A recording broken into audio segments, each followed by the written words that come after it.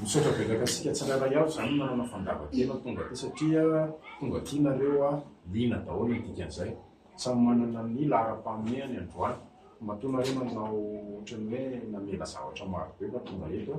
dia mba zava-dehibe fa tafahoana samyny manina sy lintsika ny resaka fahamarinana ny vahiny ny andray anjaran'androany zany dia zay teny mirahalahy efatra fa nireo mbola tsy eo dia anjaran'izy mirahalahy dadozy ny atao akavanako risara ny atao kaviako no hevitra izay diniantsika androany dia mikasika ny Isaia 3:20 dia samy mitondra ny fomba fijeriny izy mirahalahy, fomba fijery jiosy ary ny fomba fijery kristianina katolika. Dia omena anjara fitenenana tsirairay avy angamba izy mirahalahy mitomboka ao amin'ny risara dia vatomaka atao amin'ny dadozy dia vita zay dia raikitra mikrono zany mifanazava aloha zareo fa isy fotoana andraisan'ny mpandray anjara fitenenana sy fanontaniana dia ataovy mazava sy mahitsy fotsiny le izy satria ny fotoanantsika zany kajiana be mihitsy ao anatin'izy efa somary tara ihany fotsiny manomboka ampanajana ara zany ny fotoanantsika anao ihany arabantsika rehetra misotra betsaka fatongavana ny sorana no tena marina dia hoe zava-dehibe le mafantatra ny marina zara-vahaboly zay moa zavatra rehetra ataon'ny olona sorana be da be satria zava-dehibe le fanatrehana le adihevitra ohatran'izao mba ahafantarany olona moa zany ny tena marina le fijery avaty amin'ny jiosy zay tena ohatrany hoe zavatra vahiny be amin'ny olona zany tsy fantatry ny olona mihitsy ary dia tonga zay zany no ataoko eto androany hoe ohatrany ahoana ny fomba fijery ny jiosy zany hoe boky Isaia toko telo amby 10 zany dia zay no etiko eto zany no tenako tsy iza fa risara ny tokony mianjanany ka bihevitra ana tsoratra masina zay ny alalany rehetra anao amin'ny Facebook ny afantarany olona ao anatin'ny communauté juive eto Madagasikara na Shlomo Eliezer dia zay nga manimana fomba fidirako kely. Dia fanomiaravantsika rehetra ihany koa moa zany tonga eto amin'ity toerana ity ny anarako moa zany efa nitenen'ny rahalahy Josafata teo any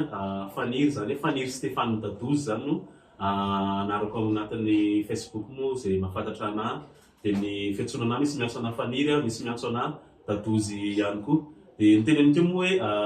vao amin'ny kristiana katolika zany za fa zay no tsara marieko aty ampiandohana zany hoe za tonga eto zany amin'ny maha hoe noho ny fitiavako an'le hoe Messi Yeshua moa zany natongavako eto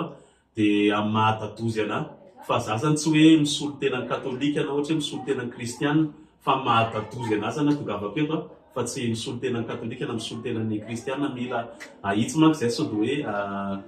zay no fandraisantsika anazy dia misaotra ny namana Zokrisara ihany koa moa zany hoe nanaiky tonga zao fotoana zao na zao fifanakalozana izao araka teneny teo hoe ny zavatra resahany androany moa zany mahakasika an'iny mpanompo mijaly hoe iza le mpanompo mijaly ao amin'ny resahany iza zany dia misaotra ny namana Josafata ihany koa nanaiky mpanelanerana zany amin'izao adihevitra izao dia misaotratsika rehetra moa zany zay arano ela fa atombotsika ny loha hevitra petraka fanontaniana hoe ahoana ny fomba fijerinao ny Isaia 53 azony fitenenana mandritry ny 10 minitra. eny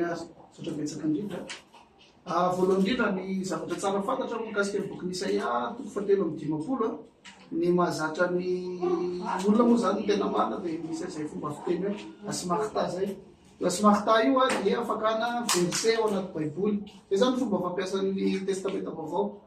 Maka verset ao anaty baiboly izy tsy mijery contexte, tsy malala hoe ohatrany hoana zay mety hevitra tena hoe fonosin'le zavatra ina ny tena tantara resahana, ohatrany hoana vanim-potoana ny seholy le zavatra resahana, inona ny tena tiana ho tongavana, tsy manao zay izy fa manohana ny hevitra fotsiny izy amin'ny alalan'ny verset. Zay natao hoe asimarita zany ho antsika ho zay mianatra baiboly dia izay fomba zay no nampiasana ny boky Isaia 7:5 zany anatin'ny fampianarana ho an'ny kristianina zany. Fa za kosa ety tondro ny atao hoe contexte. Ny contexte hoentina eto dia niresaka ray manontolo resahan'ny Isaia ao anatin'ny bokiny. Zany hoe tsy mivoaka amin'ny boky Isaia mihitsy fa Isaia sy ny fanazavany Isaia zavatra resahany. Ka zay zavatra zay no entiko manazava aminareo hoe izanay mpanompo resahana ao anatin'le boky Isaia fa tsy hoe ny hevitra na ny fahatakarako, tsy zay no entiko eto, na interprétation, tsy zay no entiko eto fa ny amin'izay zavatra zay. Ka raha miresakantsika voalohany indrindra boky Isaia, ny boky Isaia ray manontolo dia misy contexte izay amezako anareo zavatra ekeny rehetra zany ty tena marina ary tsy dia manahirana no mandray azy. Ohatra fotsiny raha ohatra hoe zavatsika zany hoe contexte ny boky Isaia dia mizara anankitelo. Mizara anankitelo izy voalohany indrindra ny toko voalohany ka hatramin'ny toko 5:30 dia miresaka tantara izy ao ny fiakaran'ny herin'ny Asiriana sy Asiria zany hatramin'ny ny fiazahan'ny Asiriana zany andray akany Jerosalema tamin'ny alalany Sankerib. Zay zany no zavatra tsara fantatra voalohany. Zay no fonosin'ireo boky ireo atsika zany tena marina, tsy mandray tendro zany tsika fa mila mamaky miditra ao anatiny tsara. Voalohany zay faharoa manomboka amin'ny toko 5 ka hatramin'ny 5:10 dia miresaka ao izay momba ny fiakaran'ny Sirusy faharoa. Ino atsotsika hoe Koresy Kirus mpanjakan'ny Persa, sady milaza manomboka milaza izy ny fiafaran'ny fanjakana Babiloniana. Ary ny fahatelo farany manomboka amin'ny 4:50 toko 4:50 zany hatramin'ny 4:90 dia miresaka ao izay ampaminany momba ny zava-misy ao Jerosalema tao aorianan'ny fiverenan'ny Israelita sy ny fanantenana zany amin'ny fiainana ho avy sotr'izay. Zay ny zavatra voalaza anaty boky Isaia. Ka raisitsika ao anatin'izay lohahevitra telo afaka izarana amin'ny boky Isaia zay dia miditsika zany amin'ilay faharoa. Le contexte faharoa manomboka amin'ny toko 50 hatramin'ny 5:50. Reo toko raha zany miresaka anazy ina resahanao miresaka ny miresaka ny fandrosoana fidiran'ny fanjakana persiana zany nentin'ny Kirus sy ny firesahana ny fahataperan'ny fahasestantany Babilôna izay nenan'ny Israelita. Zay zany no zavatra resahako somafisiko ao anatin'ny zavatra iadiko hevitra eto androany. Zay zany tsy miresaka zavatra hoe non araky ny interprétation anay dia zao io, na araky ny fiheveranay dia zao io, fa non araky ilay mpanoratra dia zay zavatra resahanao. Zay zany zavatra resahanao anatin'ilay boky Isaia. Ety am-piandohana dia tsindriko tsara mihitsy zay hoe raha iresaka zany tsika boky Isaia dia alao ampidirinao tsara le resaka contexte dia ampidirinao tsara mihitsy le resaka chronologie. Fa tsy afaka manao tsika tonga dia tsy rahantsika izay zavatra resahanay fa araky ny hitanay fa maresy lahatra anay, hitanay fa mifanojo amin'ity ty zavatra resahanay ty, na hitanay fa mifanojo amin'ity ty zavatra resahany ty. Zay zavatra zay zava-dehibe indrindra rehefa miady-hevitra sy resaka soratra masina na miresaka zavatra anankiray voasoratra anaty baiboly ary dia tsy afaka ho ataontsika ohatran'ny hoe tsy zava-poana tsy ilainy zany rehetrarehetra zany. Fa raha hiady-hevitra dia zany ary no tena mila tsindrina indrindra, zany no tena mila resahana ahafantarana hoe mitombina ve ny filazanao, satria manomboka interprétation am'izay le tenenao rehefa aveo hoe ianona io resahana io. Zay zavatra zay zany no zava-dehibe indrindra. Fa sady mantsy ny olona miatratra rehefa hiteny rehefa aveo maniratsiry ty olo ty na ohatr'izao. Non, tena afaka amarintsika rehetra zavatra ho resahako eto androany fa nazavako makasika an'io fa tapitra ambony fotoanako dia omeko any tatozy avy hatrany ny fitenenana. Saotra. amin'izay fitenenana zany fa dia misaotra ny Jesoa Kristy sara moa zay hoe teny fampidirana nataony nandritran'ny 10 minitra izay. Dia ny fotoanantsika ihany koa moa zany anao somary kely dia kely ihany dia zaka mahatonga dia hiditra avy hatrany hoe ny anomboako anazy gamany holazaiko amintsika aloha hoe sujet-ntsika aloha zany zay moa sujet-ntsika hoe manondro aniza zany ilay mpanompo mijaly resahan'ny bokiny Isaïe zany. Zay zany no hovalintsika androany zany. Dia no resahako voalohany amin'ity 10 minitra voalohany ity ho azavaiko aminareo ho porofona aminareo fa le fampianarana zany hoe io mpanompo mijaly io dia manondro ny vahoaka Israely fampianarana efa taty arina be zany io ary namorona an'io dia larabay anankiray antsoina hoe Racine zany efa taty arina be taty amin'ny 10e siècle zany. Fa ho porofona aminareo zany androany sy ampahafantarina anareo zany afaka mikarotsika afaka omena source tsika fa mpampianatra tao amin'ny jodaisme rehetra zany reto rahalahy reto moa zany avao amin'io hoe finoana manaraka finoana jodaisme io moa zany dia holazaina antsika androany zany fa fampianarana tao amin'ny jodaisme rehetra zany talohan'ny rasisany talohan'ny 10e siècle dia samy nampianatra daholo fa io mpanompo mijaly resahan'ny Isaïe dia manondro lay Messie zany. Olazaiko faharoa manaraka an'izay mifidirako faharoa indray hojerevantsika indray araka ny tenenany hoe contexte zany manomboka ny Isaïe zany toko 700 hatraty amin'ny toko 550 dia olo resahanantsika indray hoe ahoana arany hitondra ny contexte izy avy eo za koa hitondra ny contexte moa zany araka ny voalazany Isaïe. Ary hojerevantsika fanotenana fidirako fanotena ho porofona amintsika fa tsy possible mihitsy ny ilazana sy hitondrana fampianarana hoe manondro ny vahoaka Israely io mpanompo mijaly resahany Isaïe io fa io mpanompo mijaly io dia miresaka an'ilay Yesoa na Jesosy izy ny kristianina izay ilay Mesia nandrasan'ny vahoaka Israely zany. Dia jerevantsika voalohany zao ny ao amin'ny targum de Jonathan zao na Jonathan ben Uziel moa zany zay efa taty aloha be zany nanodidina amin'ny 1er siècle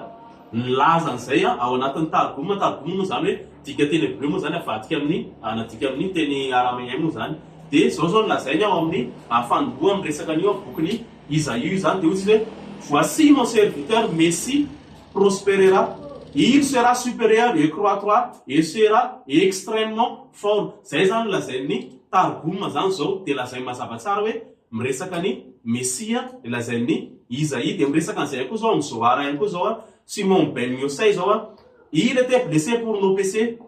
dans le jardin d'Éden. Il y a un palais qui s'appelle le palais de fils de maladie. Le Messie alors y entra et rassemble toutes les maladies, toutes les douleurs et tous les sentiments d'Israël. Ils viennent tous et reposent sur lui. Il n'avait pas ainsi à léser le fardeau d'Israël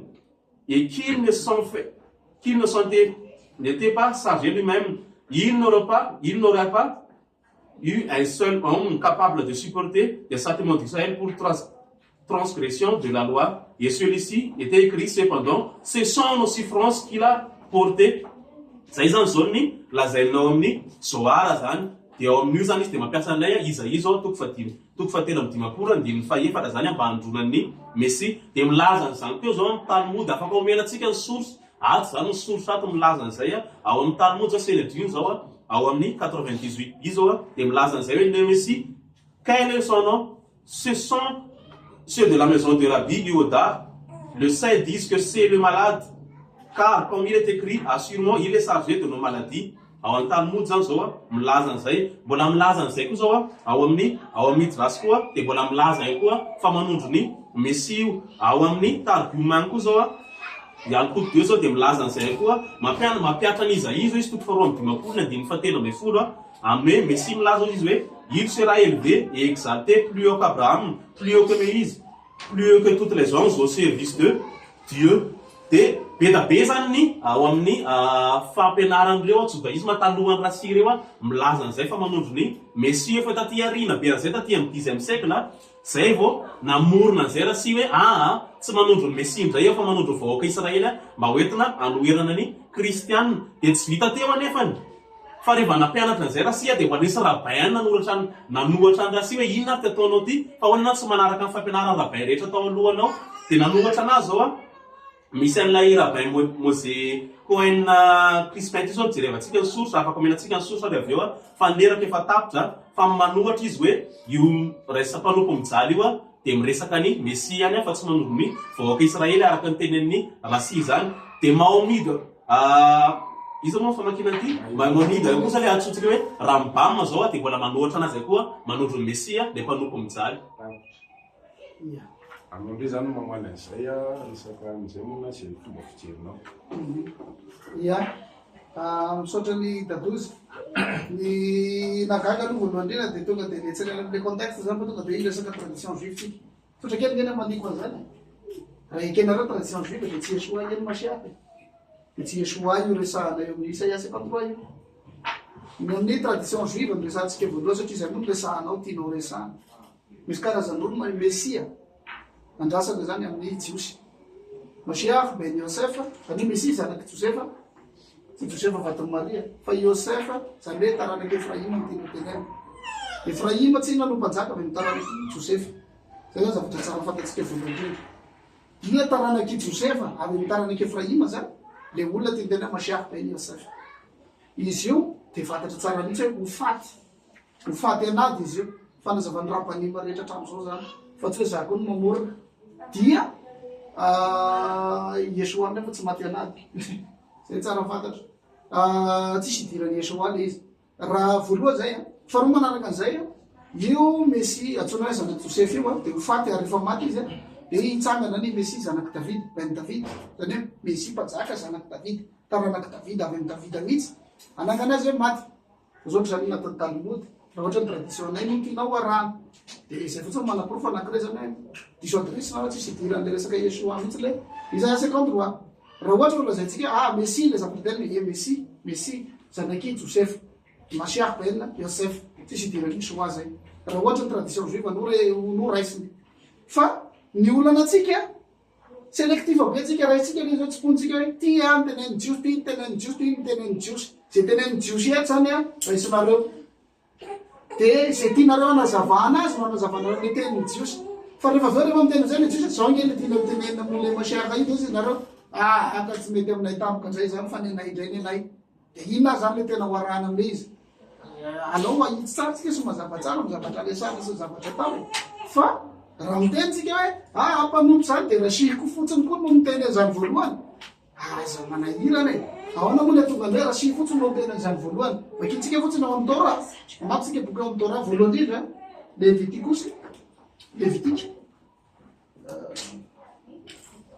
Levitika toko fa 5:20 dia ny andiny fa 5:50 ao izao no voasoratra ao satria amiko zanak'Israely no mpanompoko nentiko nivoaka avy tany Ejipta izy izao no tompoandriamanitra reo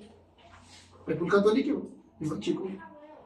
zany hoe ny tena marina raha mijery ianao hoe inona Israely eo anatrehan'io lay Andriamanitra zareo io dia mpanompo izy dia mijery raitsika any amin'ny boky Isaia fa ozy izy ianao tsisy idira zavatra tenen'ny rapin zany fa ny rapin no mamorona sotra dia mahita ianao amin'ny toko fa 2:9 dia miteny izy manomboka miresaka boky Isaia tsika zao fa tsy miresaka hoe inona tsony satria boky Isaia no azavainy dia tsy hoe akory hoe ary amin'ny testamenta vovoana nazavana boky Isaia fa Isaia mpaminany any manazava izy le olona resany hoe mpanompo zay zavatra zay zany mila matitsika amin'le fikarohana atao dia mila mitovana tsara zavatra resany dia miteny izy eo amin'ny 9:9 toko 2:70 boky Isaia hoe fa ianao kosa ny Israely mpanompoko ianao Jakoba fodidiko taranaky Abrahama sakaizako izy zany le mpanompo resanao tsy rasika iny namorona tsy rasiny namorona Isaia no miteny io na tsaka mety tsy mety aminao tamiko dia mandeha retsika le mediny fa 7:41 ihany hoe ianao izay mitantanako avy any amparany tany sy natsoka avy amin'ireo tany lavitra ireo ianao izay milazaiko hoe mpanompoko ianao efa nividiko ka tsy mba nariko mandeha ihany tsika amin'ny boky Isaia ihany toko 2:70 ndiny voalohany indro mpanompoka izay tantanako izay vidiko ka sitraky ny foko napetraka tao amin'ny fanahy amoaka famarina ao amin'ny firenena izy boky katolika ity vidiko ty fa tsy hoe akory hoe nenay rehefa nenay moa mbola resaka be koa rehefa eo amin'io andiny voalohany io raha mijery anao zao dia hoe eo amin'ny 42 hoe miresaka ny Yeshua io zao raha ohatra araka anareo satria zay moa ny zavatra zanareo azy fa nefa tadidio tsara hoe teny amin'le 41 tery izy dia fa miresaka tsara hoe iza le mpanompo resany Israely resany fa tsy rasiny mamorona fa tsika no tsy mahafantatra zavatra resahany rasy fa bokony isa ihany resana de isa ihany manazava azy fa tsy tsika no mamorona hoe zao tamiko io na ohatran'izao de raha mitendry antsika hoe ao ana moa zany hoe olona petraha fanahany sama de Israel fa di koa zay rehefa aveo bokony isa ihany foana resako tsy mampiditra zavatra hafa mihitsy ento sotra betsaka. Mahafinaritra aloha zany tamin'ity fanombohany ity aloha zany entsika tsara zany zavatra nylazainy teo ozy izy hoe manaiky any aloha zany izy fa misy zany tradition juif aloha zany miresaka hoe manondro messia io fa zavatra lazainy teo fotsiny ozy izy hoe laya Masia ben Joseph zay lazainy teo samy naheno daholo tsika zany hoe tsika rehetra zany afaka karo tsika afaka omena source tsika fa ny zavatra ozy izy manko teo atao amin'ny Torah ozy izy nangalany hoe manondro an'le mpanompo ozy izy marina misy milaza zay miresaka mpanompo fa lazainy teo aloha tsara aloha nanaiky izy hoe misy miresaka messia zany eo amin'ny tradition zareo zay manondro messia io mpanompo mijaly io fa lazainy hoe manondro an'le Masia ozy ben Joseph fa zao ny lazainy ao amin'ny misy drasa zao misy drasa tany zao laza zao hoe rabbina Naaman dit qu'il ne parle pas de personne d'autre que du Messie. Le mot homme dans le passage désigne le Messie, le fils de David, comme il est écrit dans Zacharie chapitre 6 verset 12. Voici l'homme dont le nom est Tsemak Zerm. Ce que Jonathan ben Joseph, lui est en secte en volonté ce que Jonathan ben Joseph comprend comme voici l'homme Messie. En effet, le prophète a dit qu'il ne sera l'homme de douleur et habitué à la souffrance. C'est nous en faisons volohany teo. Ozy izy hoe misy miresaka ozy izy eo anatin'ny tradition zareo zany zay tsy tokony arahana ozy izy fa miresaka ny Masia ozy izy ben Joseph fa eto zao misy drasa ndray zao miteny zay hoe tena manondro an'ilay Messia zanaky Davida mihitsy ilay Isaia 53 fa araka ny lazaiko teo rehefa namoaka an'izay zay raha sy ny tsara omenina mangatahako any namana ery sara zany androany atorontsika amin'reto olona reto mba namamezy anao rabay anankiray talohany rasy nampianatra fa io mpanompo mijaly io de manondro an'ilay vahoaka Israely efa engy tena atao amin'ny Torah ozy izy anao sy natao amin'ny Levitika fa nangatahako aminao zany mamezy anao olona rabay anankiray miteny hoe manondro amin'ny Messia io fa rehefa namoaka an'izay hoe i rasy hoe manondro vahoaka Israely io de ahoana lazainy ity zao rabay Mosia ity zao nanohatra anazy zao ozy izy hoe avec nos autres rabbins je suivrai d'interpréter ce passage comme s'appliquant au roi Messie zany hoe rehefa namoaka an'izay zany rasy de nisy rabay nanohatra anazy rabay Mosia io hoe inona ty ataonao ty fa manondro ny roi Messie foana io hatramin'izay araka ny fampianarandreo rabay antsika tany aloha de le atsotsika raha mibamina ihany koa zao de laza mazava tsara mihitsy izy fa ozy izy hoe quand ce qui concerne la mission par laquelle le Messie se révélera, ce sont les œuvres remarquables qui l'accompliront, qui montreront qu'il est le Messie attendu. Zany hoe na le raha atsotsika raha mibamina zany de tsy nanaraka amin'ny fampianaran'le raha sivy forono taty amin'ny 10e siècle fa ahoana ozy izy manondro an'le roi Messia io mpanompo mijaly io de anjaratsika zany misafidy olona anankiroa namorona an'io rehefa namorona an'io raha tsy tamin'ny 10e siècle de nisy olona anankiray nanaraka ny fampianarana fa tao teo arinany mbola be da be reo rabay mbola nanohatra anazy hatraty amin'ny 15e siècle 16e siècle arany be da be reo rabay mbola nanohatra ny fampianarana sy fa taty arina tsika moa mety zoko indrindra amitsika mety teraka ohatra ataontsika teraka tamin'ny 1960 de fa taty eny le fampianarana zay moa entsika de ohatrany hoe marina le fampianarana hoe tao zareo manondro vahoaka Israely le mpanompo mijaly fa ny fampianaran'ny judaisme rehetra hatramin'izay de manondro ny Messia le roi Messia io mpanompo mijaly resahany Isaia io de ozy izy moa ty hoe tonga de miditra any amin'ny tradition fa tsy mandeha enao jerevana ny contexte araka ny teneniko teo jereny contexte mihitsy tsika fa alefatsika tsikelikely zany le izy amaletsika ny zavatra lazay marina mihitsy fa misy miteny mihitsy ao amin'ny bokin'ny Isaia manomboka amin'ny toko fa raiky amby efapolo ny any amin'ny toko fa efatra amby efapolo ny any amin'ny toko fa 10 amby efapolo miresaka hoe misy antsoina hoe mpanompo ao amin'ny bokin'ny Isaia araka ny teneny teo tany amin'ny Levitika zao izy de efa misy miresaka mpanompo fa ao amin'ny Isaia ihany koa de misy miresaka ihany koa mpanompo ihany koa zay milazainy teo hoe manondro ny Israely zany zay zavatra voasoratra anatin'ny soratra masina za tsy mandahary ekeko tsara mihitsy zany ekeny rehetra zany fa misy miresaka mpanompo ao amin'ny bokyny Isaia zay manondrony vahoaka Israely. Fa idirantsika ny contexte indray amin'ny 10 minitra manaraka avy eo atombontsika ao amin'ny toko 70 atraty amin'ny toko 5:50 fa misy mpanompo anankiray mandeha tokanao zay resahan'ny mpandika soratra masina rehetra hoe tonkiran'ilay mpanompo misy anaky-efatra izy ao ho resahantsika. Misy mpanompo anankiray mandeha tokana manao mission eo amin'ireo vahoaka Israely. Misy zany mpanompo manondro ny vahoaka Israely, fa misy mpanompo anankiray hafa kosa mandeha tokana zay manondro ny Messia. Rehefa avy eo lazaina antsika mahakasika an'izay. Ia, sotra betsaka. Ia, mahakasika an'ilay hoe Rabaiza no miteny hoe mpanompo hoe ahoana sy ahoana tsara izy le mpanompo. Ngamba tsy efa tenaiko ngamba izy teo Isaia mpaminany mihitsy no miteny eo, tsy mifamagitsika tele verset mila tadidina reny sotra.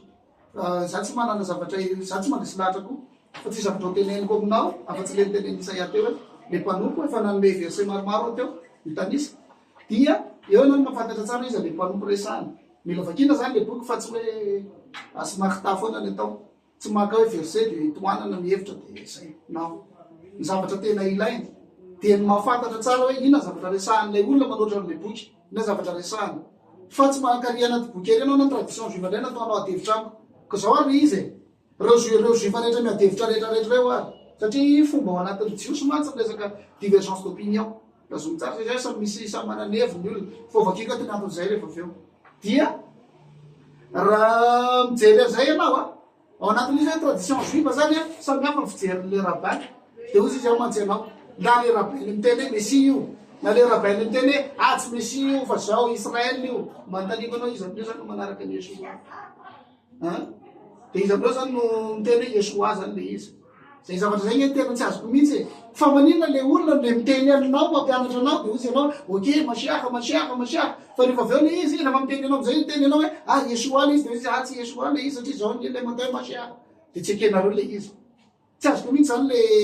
le tianareo atao am'le hoe mijonglage am'ty tradition juive ty fa ny anareo miresamo hoe inona natonga anareo miteny hoe i Jesoa io na hoe ty Yeshua ty. Fa ny tena marina raha zavaitsika le izy jereo tsara raha miteny ianao hoe tsy marina ny zavatra teny amin'ity rafy ty na marina teny amin'ity rafy ty ohatraotraotray dia no ravy reo ihany ary voay koa ary marina inona ny tenendreo momba ny Masiaka. Aza variana mijijy any anatin'le anany juive fa mitenena anina fotsiny mitenena zay hoe tena maresy lahatra anareo. Resahantsika am'izay le izy hoe inona no mahatonga an'le divergence d'opinion rehetrarehetra mahakasika ny momba ny Masiaka io anatin'ny jiosy sy ny rehetrarehetra tadidy tsara fa ny jiosy dia manaiky tsara ny atao hoe fisian'ny Torah oral. Zany hoe fampitahana ny Torah ambava zany fanazavana ny Torah io ambava. Fa zay resaka momba ny teny mpamina zay tsy misy hoe Torah oral zay na hoe nisy hoe inona na hoe fanazavana momba zay fa ny Torah no milazana an'izay Torah oral zay. Dia izao no antony mahatonga an'le divergence d'opinion eo amin'ireo sasy d'Israël hatramin'izay momba resaka Masiaka. Vaketsika eo amin'ny Sefer Shoftim ny Rambam ty misy ny Torah chapitre 12 ty dia alaka 2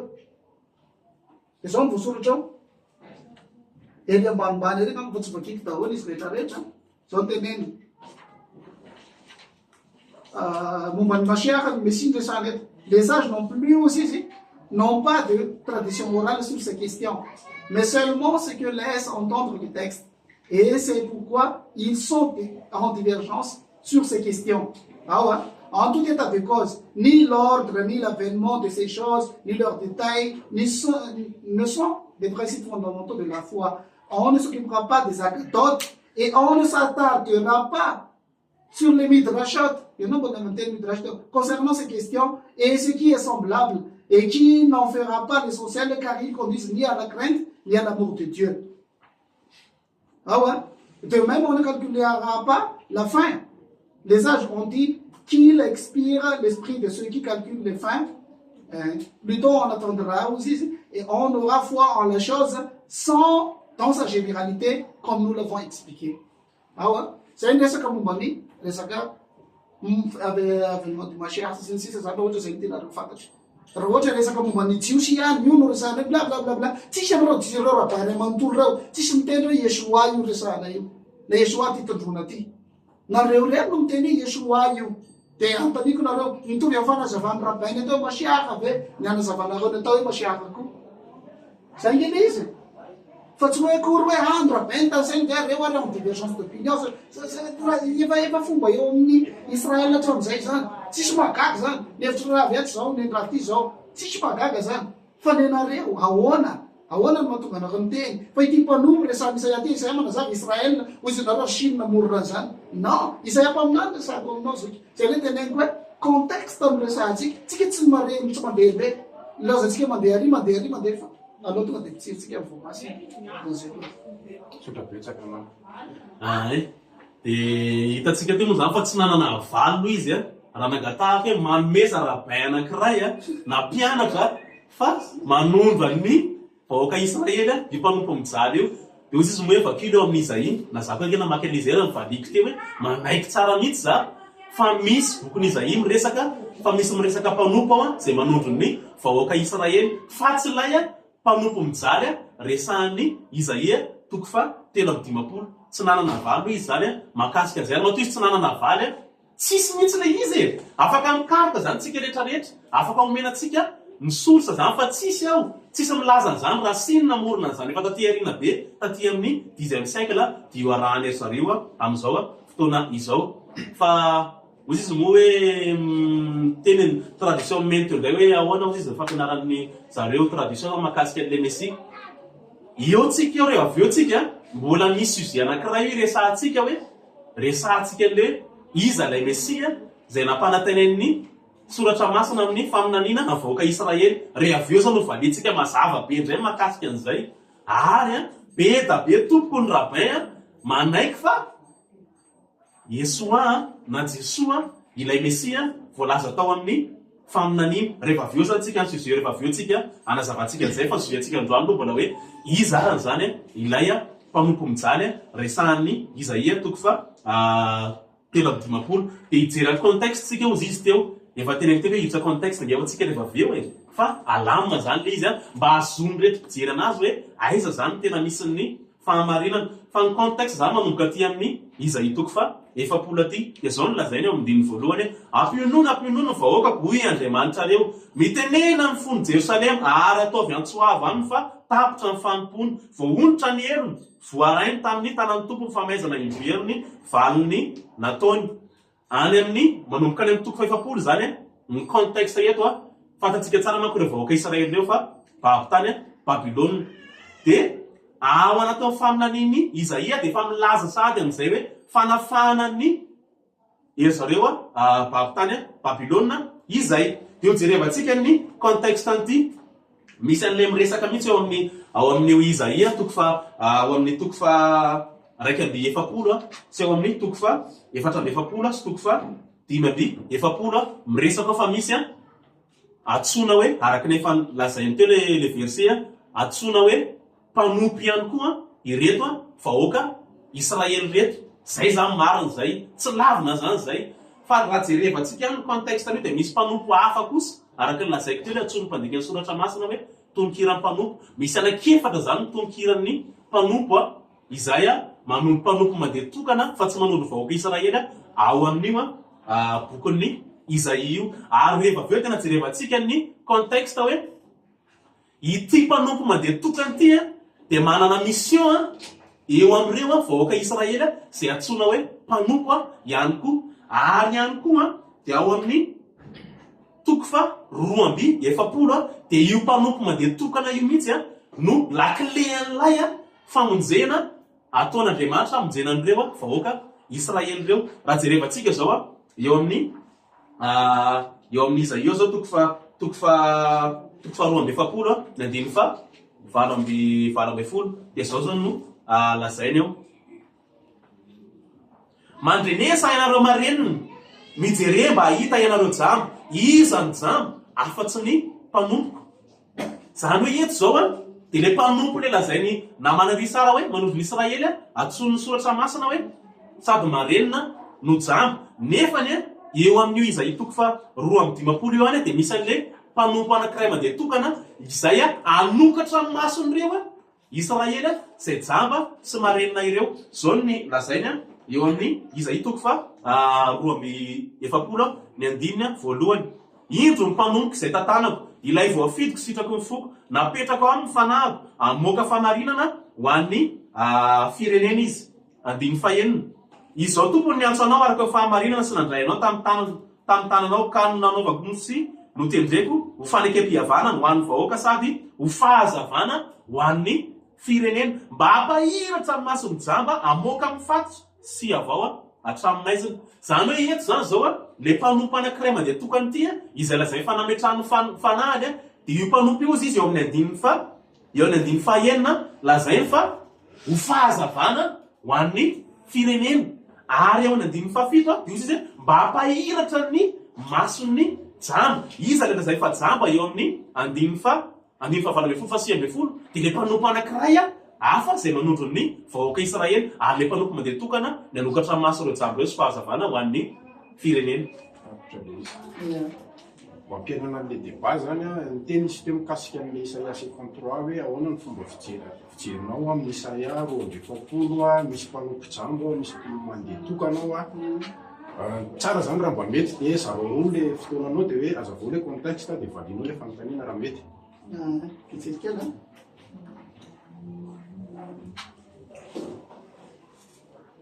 Ele resanao saingy be zany le tianao tenenina.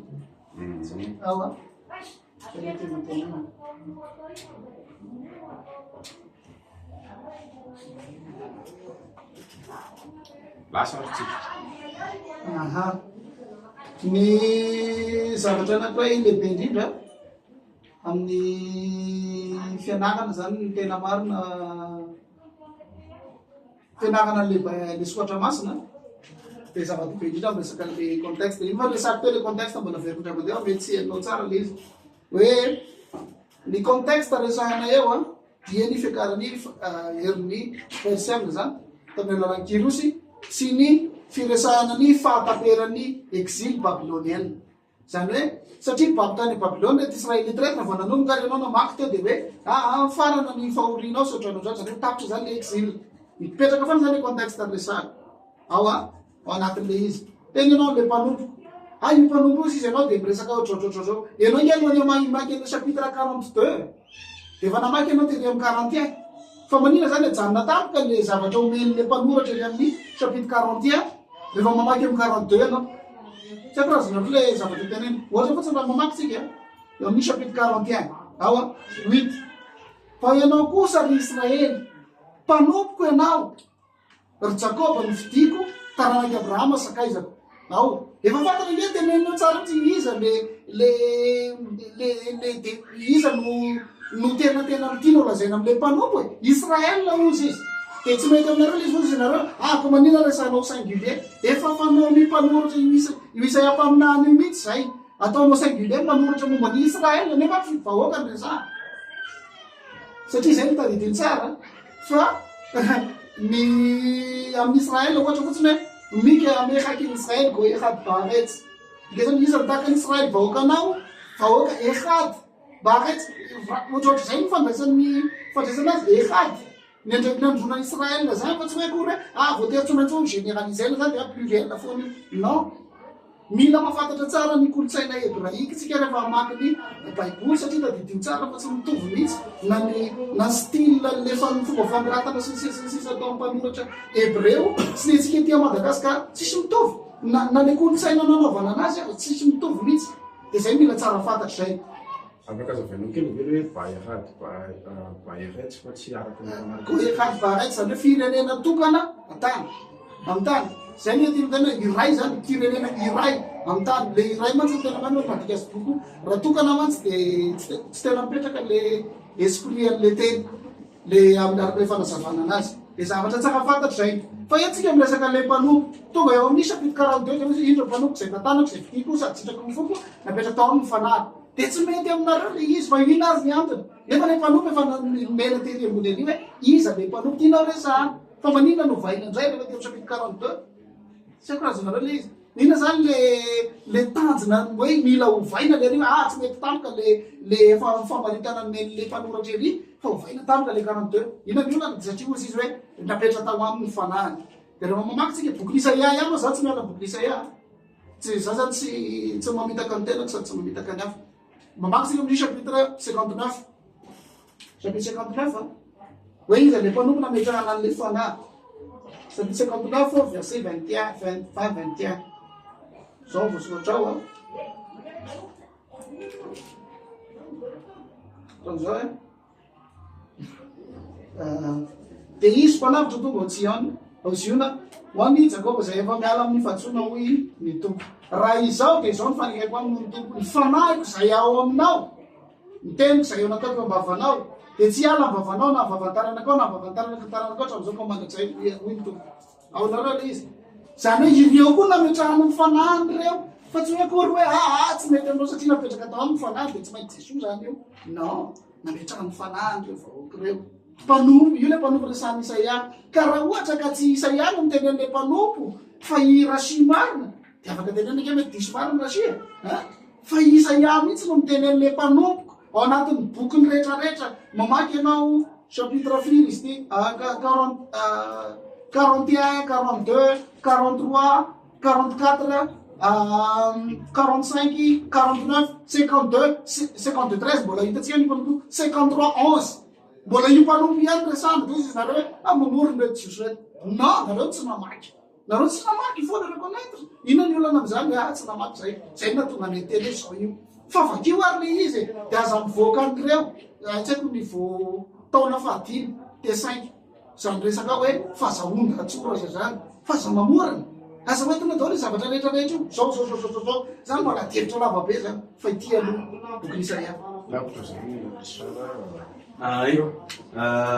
ozy anao hoe manina no vaina le izy eo amin'ny faharaiky amin'ny efapolo de lasa miova le izy aty amin'ny fa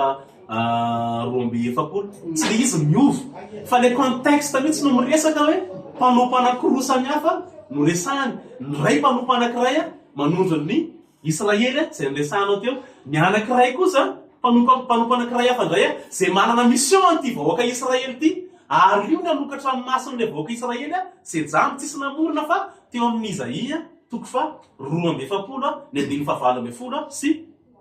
7:20 miresaka an'izay le mpanompo anakiray jamba zay zany hoe ty mpanompo ray ty zany manana mission eo amin'ilay vahoaka Israely zay atsony hoe mpanompo anakiroa le contexte mihitsy zokiresara no miteny misy mpanompo anakiroa samby hafa eo ary mbola manaporofo an'izany koa ao amin'ny tonkira faharoan'ilay mpanompo ao amin'ny Isaia toko fa 7:20 raha jerevantsika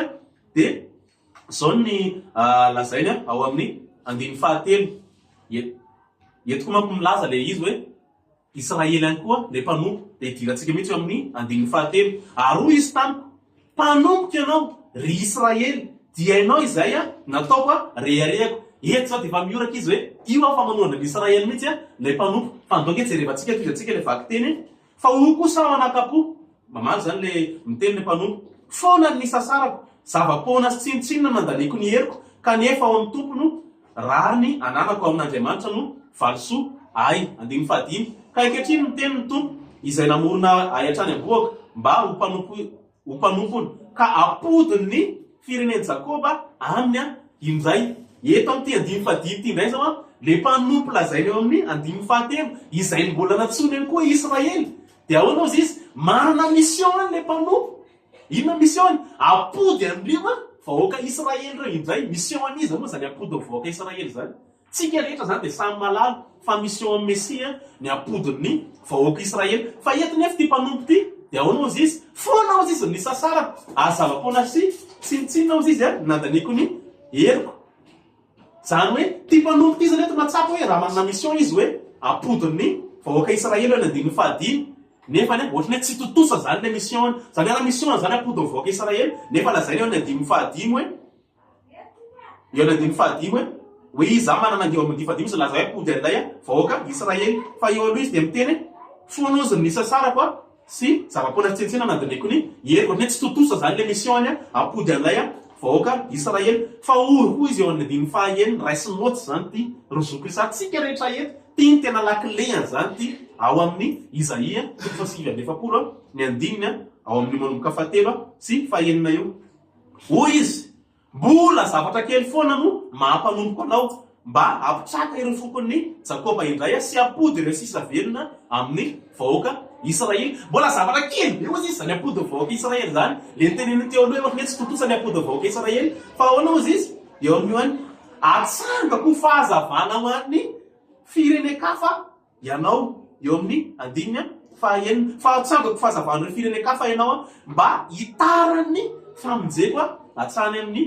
paran'ny tany. Ino le contexte resahantsika teo hoe hamonjy an'ireo vahoaka Israely izay baby tamin'ny Babilôna izy ary zay mihitsy ny contexte tamin'ity amin'izay mahakasika an'izay fampodiana izay fa io mbola hodirantsika dao amin'ny 10 minitra manaraka fa ao amin'io texte Isaia tsika jerevantsika amin'ny Isaia 2:20 aveo fa Isaia eo amin'io ao anatin'izay tsika manko samy malalantsika fa Israely eo tao alohan'io dia efa nandevozana tany amin'ny tany Egypte ary taorinan'izay dia nafahana tany ry zareo ary taorinan'ny fanafahan'izy ireo nisy ny atao hoe exode alohan'ny nidirana tany amin'ny tany Kanana ary porofona amintsika aveo fa eto amin'ity Isaia ity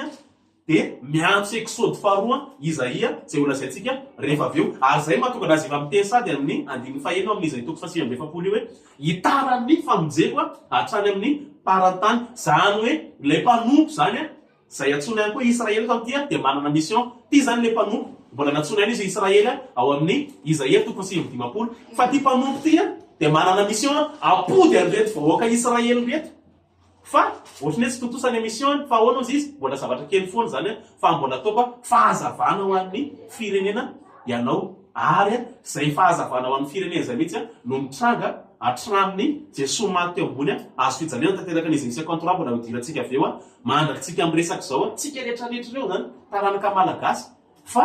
zay zao kristianina fa nalalana an'izany Mesia zany dia noho izay mission izy fahazavana ho an'ny hafa firenena izay ary rehefa aveo hotohizana ny tonkira manaraka indray zany sy ilay Isaia 3:20. Ia ka zay moa le davatra ny teneniko teo hoe tsotra kely izy mamaky fotsiny ianao dia mahafantatra izy any resany mpanompo fa raha ohatra zay nanaovana anazy hoe zao ty ty zany hafa dia toatrao fa zavaiko le izy rehefa miresaka ny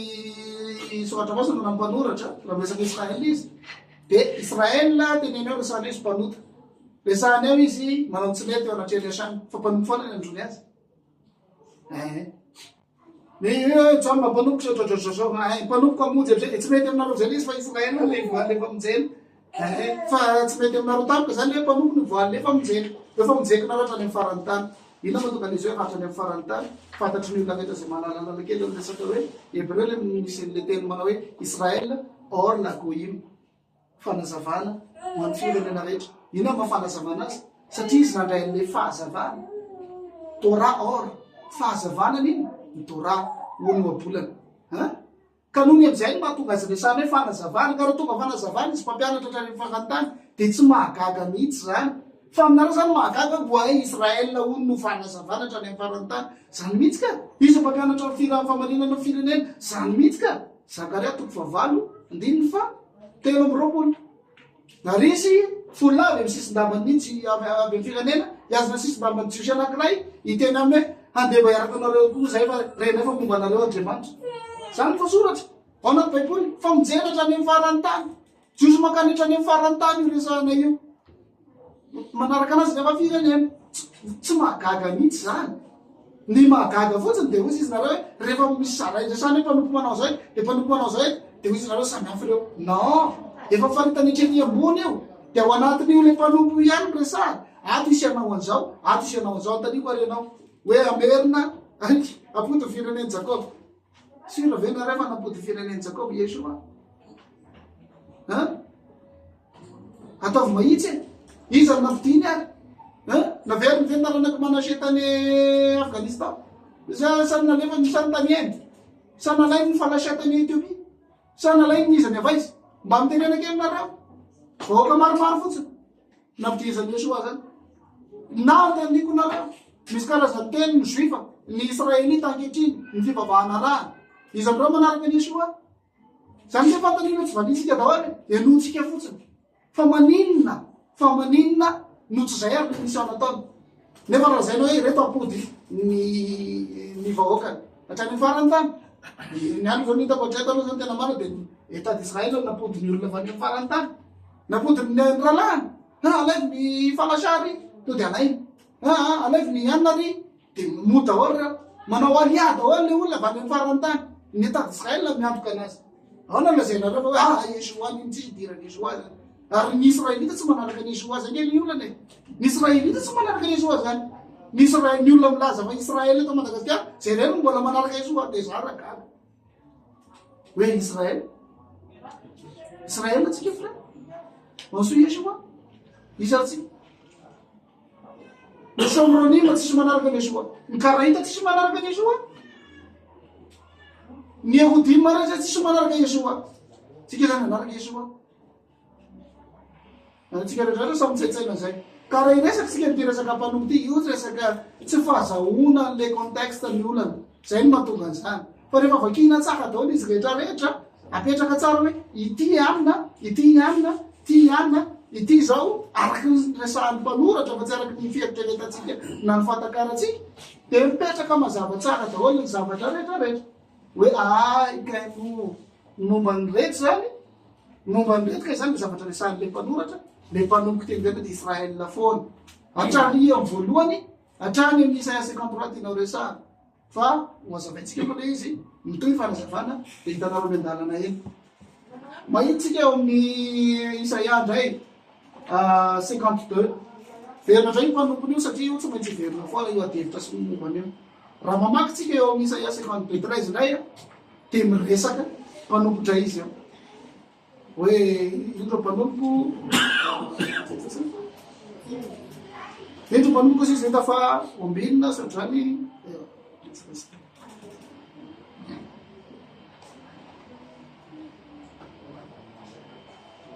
satria tanysainareo daholo resaka momba le mpanompo de verina koa le 49 rehefa aveo na mety efa nazavaiko teo ihany azy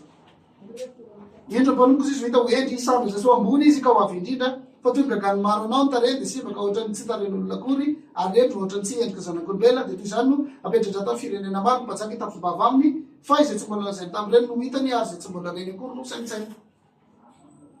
toizako rehefa aveo fanazavana zay miambany anareo mamoderaterana mamerina kely aliza ty tsy ho vity ty Isaia 53 ty afaka tonga de mandeha direct avy nareo fa folo minitra avy sisany ianareo efa 20 minitra avy ny ianareo de andray anjara ny pijery rehefa avy eo de iangaviko zany de tonga de ataovy direct le izy fa tsy ho ampirovana tokoa asara zany hoe araka tenen'izay moa zany efa nisy 20 minitra moa zany teo za zany efa nazava tamitsika teo fa raha fitina le izy de hoe reo rabain rehetra talohan'ny rasia de samy nampianatra daholy fa manondro ny mesia io mpanompo resahan'ny Isaia io fa raha siny namorona fampianarana efa taty amin'ny 10e siècle hoe tsy manondro mesia hoe manondro vahoaka Israely avy eo zany nazava fa ny contexte anio de miresaka famonjenan'ny Israely aronarona mihitsy fa miresaka mpanompo ao misy resaka mpanompo ao zay manondro ny Israely ao amin'ny texte-ny Isaia zany fa misy kosa araky ny nazavaiko teo mpanompo anankiray mandeha tokana zay manana mission eo am'ireo vahoaka Israely reo de efa nidirantsika teo ny Isaia 42 sy ny Isaia 49 resahana an'izay fa mbola ho fahazavana ho an'ny firenena zay moa ny fantany napetrany fa esoary ve zany napody an'le izy ka zay mihitsy kely efa aminay io na rahala zoky risary zay mihitsy kely lazay tao amin'ny Isaia 49 eo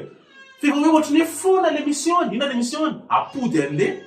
vahoaka Israely fa ahoana izy Andriamanitra mbola zavatra kely foana zany fa mbola ataoko ny fahazavana ho an'ny firenena ianao zay kely lasahan'ny Isaia 49 fa kely le fameninao aminao de miditsika ozy ianao amin'ny Isaia 50 Isaia miresaka an'izay tononkira fatelo am'izay mpanompo zay zany hoe tononkira voalohany zany de eo amin'ny Isaia 42 tononkira faharoa ao amin'ny Isaia 49 tononkira fatelo ao amin'ny Isaia 50 zay miresaka ny kapohana an'io Mesia io fa ozy moa ny namana modérateur tonga de idiro amin'ny lisy de hidritsika araka teneniko teo fa ao amin'izay fahababona zay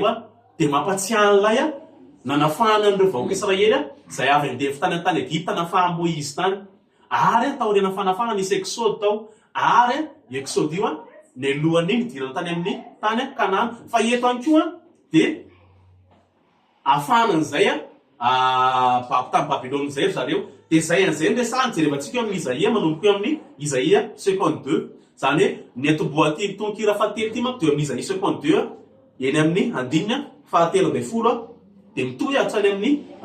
Isaia 53 zany de iny moa lefa nalazain'ny rabainy teo hoe manomboka amin'ny Isaia 52 13 io de manondro ny Messia zany fa jerevantsika aloha manomboka eo amin'ny Isaia 52 zay lazaiko hoe ao anatin'izay fanafahana amin'ny fahababony zay de miantso exode faharoa i Isaia eo amin'io jerevantsika zao voalaza zao ohatra hoe eo amin'ny andininy fahafolo zao nasehon'ny tompo ny herim-panafahany hiariary mason'ny firenena rehetra any amin'ny farany tany rehetra ahitan'ny famonjen'ny Andriamanitsika iny lefa lazainy tany amin'ny Isaia 7:7 fa zay ihany ny voalaza tany amin'ny boky Exode ny any amin'ny 4:10 ny andiny 7:10 de zay resaka an'izay famonjeny zay ihany no resana eo amin'ny Exode 4:7 ny andiny 7:10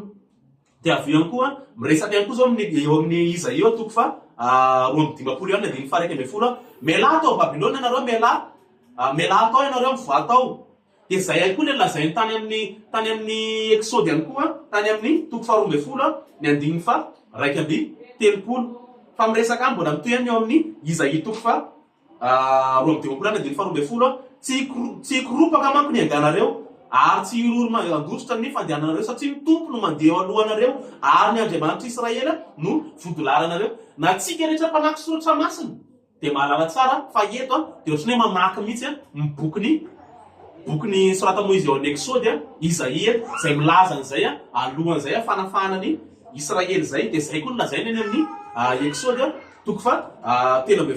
ny andiny 1:20 nefa jerevantsika kely nge aonao izy moa ny andiny 1:20 hoe ny tompo nandeha teo alohany tamin'ny andro rao anarina atanjo hitady-dalana azy ary amin'ny andro afo noho ny alina mba hanafaha mandeha amin'ny andro alina tsy niala teo aloha vahoaka ny andro rao anazy natanjo noho ny andro afo noho ny alina zany hoe zavatra resahany Isaia manomboka eo amin'ny 2:10 de miantso an'izay Exode faharoa zay fantatsika tsara fa any amin'ny fanafahana Israely tany amin'ny fahababony zay de miresaka any amin'ny Exode 2:9 Exodosy moa tena fahalalantsika anazy Exodosy 2:9 ny andiny 1:9 fa nisandro ny tompo no nanafahana an'ireo tany zay fanadevozana tany Egypta izay de io sandro ny tompo ihany koa miverina ao amin'ny Isaia 3:10 ny andiny 1 ary io mpanompo mijaly io de manondra an'ilay sandro ny tompo zay vonona eo amin'ny Isaia 3:10 io ary zay koa ao amin'izay resaka hoe Exode zay misy resaka hoe paka moa ao de zay mahatonga le zanak'ondry ao amin'ny Isaia 3:10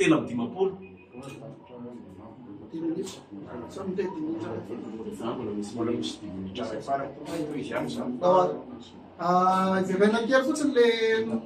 Isaia 49 resahany teo le hoe Isaia 49 de miresaka olona hafa sotraotra de le mission fotsiny no vakiko atam'izay mahitatsika izy le izy zao izy lazainy tamin'ny taona fankasitrahana ny anoko anao ary tamin'ny andro famonjena namonjeko anao de hiaro anao ao ka mianao fanekena ho an'ny olona mba hanangana ny tany indray sy hampandovanylova zay efa rafa zay zany mission le olona ao anatin'le hoe Israel resahana de mpanompo satria Israel no resahana ao anatin'io le tenenina ty zany misy olona anao io le hoe hanangana ny tany indray hampandovanylova zay efa rafa zany hoe anatin'ny contexte zany de fantatsika tsara fa rafa ny tany Israel rehefa ny babylonianina zareo de ny asan'le mpanompo resahana tokoa zany hamerina an'le olona hanangana ny tany indray hanangana ny tanàna io indray izy zany le olona nanao izay viny Yesoa tondra ny Israelita verina tany Babilôna ao nanomboka eto ny Romanina de nale to Jerosalema de niverina eto ny Israelita miala daholo ny mpaneligelina rehetra lovao anareo lova efa rafa tsy misy akory zany zay kely zay tenenanareo mila vakio le io vakio tsy adala mihitsy ny teny manomboka chapitre 40 hatramin'ny 55 fa raha tsy mahafantatra zay tsika rehetrarehetra de zay ny olana tsika moa efa resy lahatra be tany am'le naresy lahatra tsika tany satria tsika olona samy adala be daholo tany de vareo kasainy maniofotsika de io zany no lasa ohatrany hoe ao foany tsika fa tsy mety raha vao makany tsy mety raha vao makato am'le ino miaro testameta tany tanàka le izy ny tena marina tsy testameta tany raha manko amin'ny tanàka zany de tsy mety fa mety le izy ka vakina anao amin'ny tanàka de ny tena marina zay tsy mifanaraka amin'ny teny mpaminany zay no tsy afaka hoekentsika avy amin'ny asany de ajanona zay tsy mifanaraka amin'ny teny mpaminany zay ny fomba fianarana zany fa tsy hoe kory hoe satria tsy mifanaraka amin'ny teny mpaminany de hoamboaritsika ny teny mpaminany ifanaraka mihitsy non tsy afaka atao zay le izy rehefa mianatsika de zay zavatra tenen'ny olona ao ihany zay aloha fa aza mbola mampiditra zavatra ao anatin'ny voasoratra mihitsy aloha fa lasa tonga de zavatra hafa be mihitsy eo ary ny tena manina zay zao lasa tsy haiko ho azy mijery rehetrarehetra de mety ka fa izy ary ty olona miteniteny tonga de zavatra ohatratra zany ty satria tsy faniratsy rano tsy faniratsy rano fa tena hoe fanazavana le zavatra misy le mpanompo verenako miteny an'io mpanompo indray Isaia ny 49 izy le fanazavaiko teo le izy moa raha mamaky any amin'ny verset agny ianao de mafantatry mianoronosy ary tokony sofrareo firenena samy efa niatratra ny amboaka hatrany amin'ny andro mazava foana lefa tary foana no entiny ao amin'le izy fa tsy mety amintsika fotsiny le izy le hoe fa hoana izy no miresaka sady raha tsy fanandro samy amin'ny Israel mitodika am'izay le teny no mitodika am'izay mpamonjiko ao amin'le Israel de satria misy karazan'olo ohatr'izay ao amin'ny Israel fa tsy hoe kory hoe Israel de anankiray ihany rehefa mpanoza de mpanota daholo rehefa marina de marina daholo na hoe rehefa zao de zao de mpamonjy daholo satria non mila mahay mandanjalanja zay zavatra itsika miteny izy eo amin'ny Isaia 53 verset 11 de miteny izy hoe ino izy amin'ny fahalalana no avy tany mpanomboko marina ampanao ny marina ny maro zao zany hoe amin'ny fahalalana no avy tany mpanomboko marina izy ampanao ny marina ny maro avy ty tsatika verina le teny aren'le mpanompo ary verina eto amin'ity Isaia 53 11 ty io zany le sujet anatiny io tondra fahoria izy anao an'zao izy anao an'zao izy azavaiko daholo moa raha manana fotoana rehefa aveo hoe ity teneny ta verset 1 ty zao verset 2 zao verset 3 zao raha manam-potoantsika de mainky daholo zay rehetrarehetra tsy manam-potoana moa tsika tsitako zay atao mamaly fantanina ohatray zany zay rehefa aveo fa le mpanompo tsy niova mihitsy le resaka momba le mpanompo e tsy niova mihitsy karaha miteny izy avy ty tsadika eto de noho ny amin'ny fahalalana tonga avany ho lasa mpanao ny marina daholo ny olona ataony lasa manao ny marina ny olona de marina mihitsy zay amin'ny alalan'ny fahalalana Israel zay tonga ao anatiny de lasa olo marina koa ianao raha manaraka fampianarana rehefa tsy manaraka moa efa fantatsika mivokatry ny olona tsy manaraka ohatrazay le izy ka raha ohatra ka hoe Isaia 53 de ohatra zao ty misy aloha voakapoka misy zao azavaiko daholo reny raha ohatra ka ilaitsika raha misy fotoana rehefa aveo fa tiako de efa kely sisa ny tena tiako tenenina ny zavatra natonga vaketo de atonga an'le zay fijery zay ho fantatry ny olona hoe mila miainga amin'ny zavatra voasoratra tsika loha voalohany zay no atao hoe mianatra fa tsy hoe tonga de hoe satria zany alalana zao tary de ampidirinao eo le zavatra tary de lasa tsy misy idirany zavatra tsisy ravanao tsony ny zavatra tenen'le mpanoratra rehefa aveo fa ny mpanoratra aloha resahany ny olana zany tsika toko mila miverina kely ary amin'ny taonjato taona talohany Jesosy Kristy tany nisy zany isay mpaminany zany de manakatra zavatra teneny de averiko antsatehako ihany zany hoe raha mba mety de midira am'izay vako mamakina reo mirahalany Isaia 53 fa tsy mbola niditra mihitsy nareo na ny andininy voalohany ary nefa fa ho tapotra le izy de mba midira am'izay rehefa aveo de za moa zany zany hoe 10 minitra indroa zany sisa amin'ny fotoanako eto de ezaka zany za tena magataka amitsika mihitsy hoe kely le fotoana de tsy voatombo tsy voavako le verset fa tena io Isaia 52 io de miresaka Isaia fa miantso an'izay Exode faharoa zay raiso le verset nomeko teo de apitao reo verset reo ny Isaia manomboka eo amin'ny 52:10 apitao amin'ny Exode 14:13 manomboka eo amin'ny Isaia 52:11 apitao amin'ny Exode 12:31 ny Isaia 52:12 apitao amin'ny Exode 13:21 fa miantso an'izay Exode faharoa zay Isaia ao amin'io ao anarenan'izay fanafanan'ny vahoaka Israely amin'ny fahababona tany Babilôna izay fa tsika mahalala tsara fa tany amin'ny fanafana tany Egipta zay de misy an'ilay sandron'ny tompo zay resahany eo amin'ny Exode 4:5 nanafahana an'izay fanadevozana tany Egipta izay de zay koa no verina eto amin'ity Isaia manomboka eo ny Isaia 53 zay asainy namana moa hoe idio ny Isaia 53 fa vakio ny Isaia manomboka eo ny toko fahatelo amby dimapolo ny andiny voalohany fa miresaka an'io sandro ny tompo zay nampiasain'Andriamanitra nanafahana ny Israely tany amin'ny tany Egipta io. De io sandro ny tompo io ilay mpanompo mijaly resahany eo amin'ny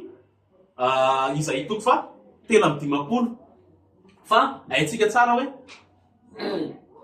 tany fanafana tany Egipta zay misy amin'ny Moïse ny ran'Andriamanitra tany. Tsy Moïse le sandro ny tompo fa ny sandro ny tompo zany ao anaty soratra ma de mameo ny herin'Andriamanitra, maneho force an'Andriamanitra zany ary manoro divinité foana ny sandro ny tompo fa tsy manora Moïse. Fa Moïse de nampiasain'Andriamanitra fotsiny hiara-iasa aminy. Ary ihany koa aty amin'ity Isaia ity de tsy maintsy misy an'izay Moïse faharoa zay ihany koa hiasa ao anatin'izay fanafahana izay. Ary mazava azy raha resaka fanafahana zay misy resaka paka tany amin'ny Exode toko faharoa ambin'ny folo ary ato amin'ity ihany koa miresaka an'izay paka zay mahatonga an'le izy satria hitantsika tsara ny Exode toko faharoa ambin'ny folo manomboka ny andininy voalohany de nasaina naka an'izay zanak'ondro zay nasain'Andriamanitra naka zanak'ondro reo vahoaka Israely reo vonona zay sakafo amin'ny paka zay. De zay ihany koa mahatonga an'iza izy toko fahatelo amby dimapolo ny andininy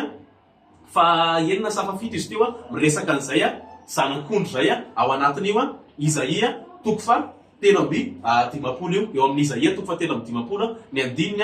fafito. Zany hoe zay zany no resahany ao. Tsika zany mila mijery tsika izy manatanteraka an'le izy, mila mijery zany tsika izy nanana mission teo amin'ny Israely araka ny lazainy teo amin'ny Isaia toko fasivy amby dimapolo hoe iza tonga teo amin'ny Israely naika ampody an'ireo vahoaka Israely reo fa ohatrany tsy totosany mission ary zay ny antony anankiray tsy nonony vahoaka Israely sasany any Yesoa satria tsy totosa izy le apodiny Israely nefa zay mitsy le voalaza faminaniana hoe tsy totosany mission fa ahoana izy mbola ataoko fahazavana amin'ny firenena ianao. Zay zany mila jerevantsika izy nanatanteraka an'izay hoe tonga teo amin'ny Israely naiky apodiny Israely fa ohatrany tsy totosa le mission iza lasa fahazavana ho an'ny firenena. Iza ny tonga teo nilaza fa hoe izy zay sandro ny tompo zay ary izan'izay miresaka an'ireto tsika rehetra eo samy namaky tika manamana modérateur tsy mila vakiny io fa samy efa mahay tsenjeran'io Isaia toko fahatelo amby dimapolo daholo miresaka ny mpanompo mijaly izay ho vonoina io. Ary iza ny tonga teo amin'ny Israely izay nanatanteraka an'io Isaia toko fahatelo amby dimapolo io. Tsy misy afa-tsy Yesoa nanatanteraka an'io izay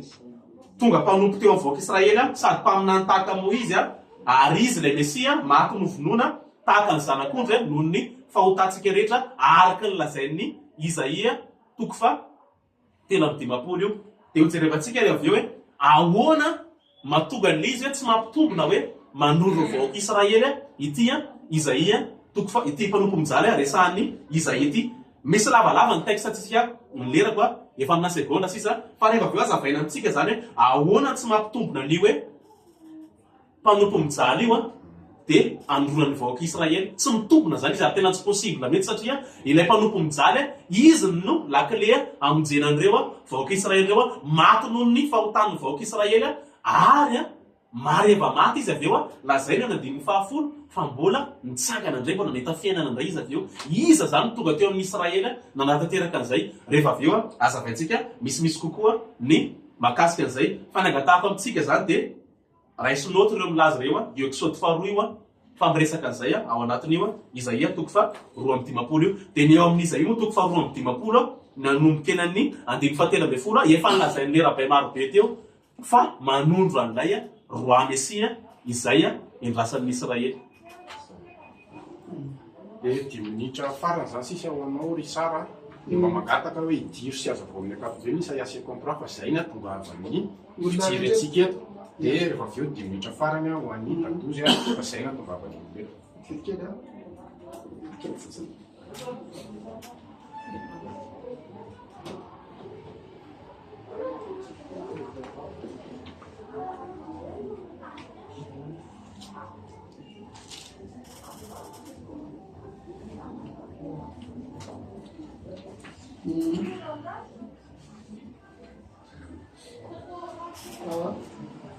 lasa rehefa mahita n'ity le fahoriana le hoe mpanompo mitondra fahoriana sy sistema zany ity zany tena zavatra anisany mahatonga ny kristiana miteny hoe Jesoa io resany Isaia 53 io. De mijery tsika hoe